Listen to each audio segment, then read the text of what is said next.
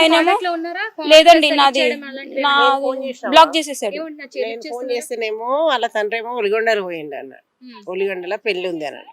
ఈ అబ్బాయికి ఫోన్ చేస్తేనేమో కార్తీక్ రెడ్డికి ఫోన్ చేస్తేనేమో నేను మహబూబ్ నగర్లో మా ఫ్రెండ్ పెళ్లిళ్ళు ఉన్నా అని చెప్తాడు. నీ జీవితం కన్నా పెళ్లిలు ముఖ్యం కాదు, నీ సంసారం ఇదైపోతుంది. నువ్వు పెళ్లిళ్ళు ఎట్లున్నావయ్యా రా, ఒక 5 minutes మాట్లాడదాము, నువ్వు వచ్చేసి అంటే నేను రాను. అన్ని చెప్పినాం, మహిళా మండలంలో వచ్చినాం, మీడియా వచ్చింది, రండి బాబు అంటే నేను రాను, నాకు టైం కావాలి. టైం కావాలంటే అమ్మాయి ఏమన్నదంటే మీరు వచ్చేదాకా నేను ఈయనే ఉంటా, సావో బతుకో నేను ఈయనే తెలుసుకుంటా, నేను ఎక్కడ పోలేను, నేను ఎందుకంటే నాకు మీ ఇష్టం అంటుండ్రు. నేను ఏమన్నానంటే మేడం ఉంటా మేడం, ఎప్పుడు నాకు న్యాయం జరిగే వరకు ఉంటా. నేను ఇక్కడ మేడం డబ్బులతో పవర్తో పొలిటికల్ పవర్తో మేనేజ్ చేస్తున్నాడు, వాళ్ళని వీళ్ళని పేర్లు తెస్తున్నాడు, భయపెట్టేటోని భయపెడుతున్నాడు, లేదు తినేటోడికి డబ్బులు పెడుతున్నాడు. నేనేమన్నా నా గోల్డ్ ఇవ్వనే కదండి నేను అడిగింది, 1 crore అది ఇది అని ఎందుకు రూమర్స్ని స్ప్రెడ్ చేయడం, నాది నాకు చూపించమనే కదా నా దారి నేను అడిగింది. నేను వచ్చి నా గోల్డ్ అడిగాను, నా గోల్డ్ అంటే కోర్టులో చూసుకోవాలంట. సరే నేను కోర్టులో చూసుకుంటాను నా గోల్డ్ని, నేను వద్దు నా వస్తువు మాత్రం నేను ఇంట్లో ఉండాలి కదా. సో అప్పుడు నేను కూడా ఇంటి కోడలనే కదా డివోర్స్ వచ్చే వరకు, ఇప్పుడు నేను కూడా ఇంట్లో ఉండే రైట్ ఉంది కదా. సో డివోర్స్ వచ్చిన రోజు నేను కూడా నా గోల్డ్ తీసుకొని బయటకు వస్తా, అంతే కదా. మరి ఆయన మాట్లాడే మాట అట్లానే ఉంది కదా.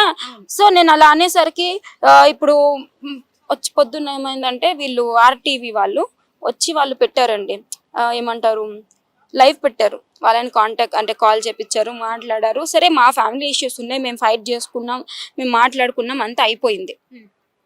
అవతల పర్సన్కి ఇన్వాల్వ్ అవ్వాల్సిన అవసరం లేదు అందులో.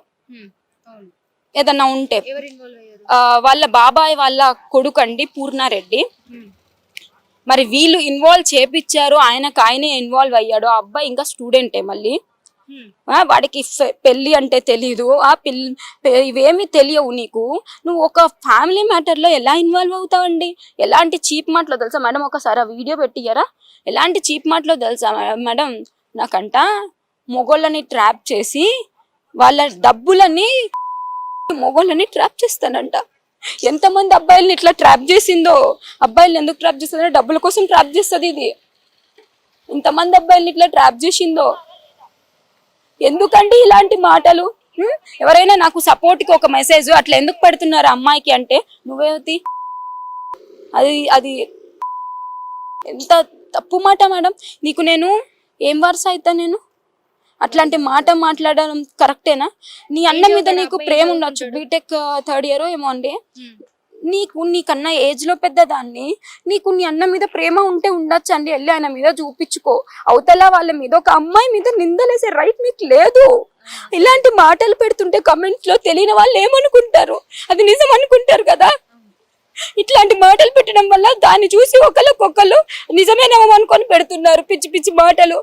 ఎన్ని తెలుసా మేడం, లైన్ గా ఒక 20 to 30 కామెంట్స్.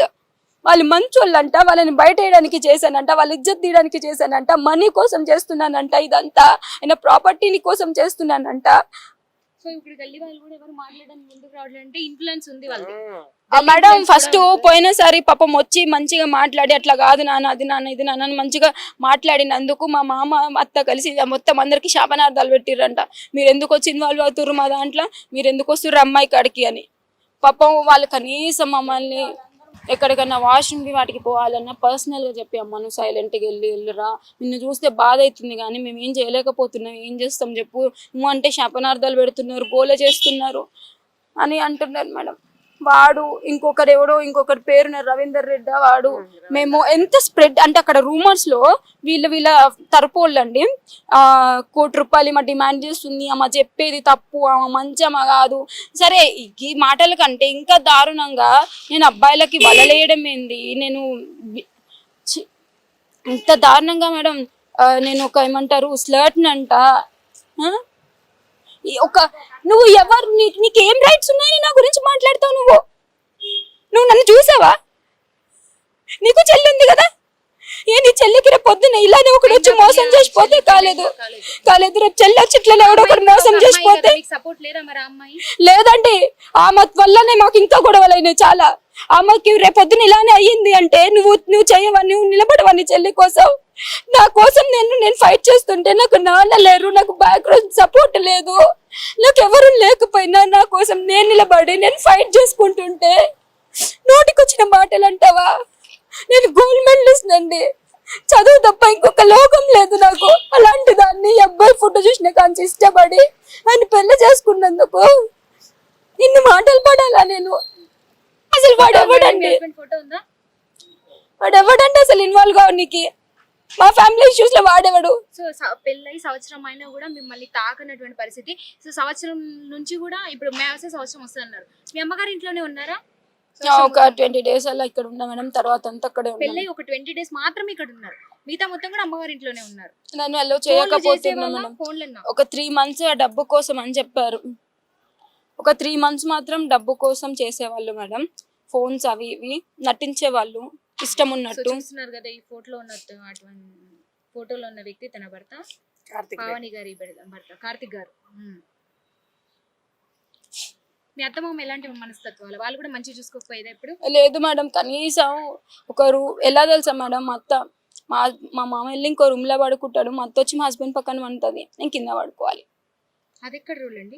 అదంతే. కనీసం సోఫాలో కూర్చొని ఇద్దరం మాట్లాడుకుంటుంటే ఏముంది కార్తిక్ మాట్లాడనీకి లోపలికి రా అంటది, లోపల కూర్చొని మాట్లాడుకుంటుంటే ఏముంది కార్తిక్ నీకు డాడీ హాల్లో ఉంటే రా బయటికి అంటది.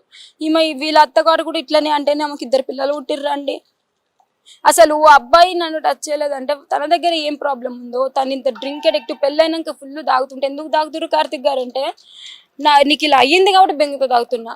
అప్పుడేమో పార్టీ, ఇప్పుడేమో బెంగ, తాగే వాళ్ళకి వంకలు, ఇన్ని చేసి ఇన్ని మోసాలు నాకు చేసి పెళ్లి చేసుకొని నాకు అనుకోకుండా వచ్చి నాకు ఎలర్జీని పట్టుకొని.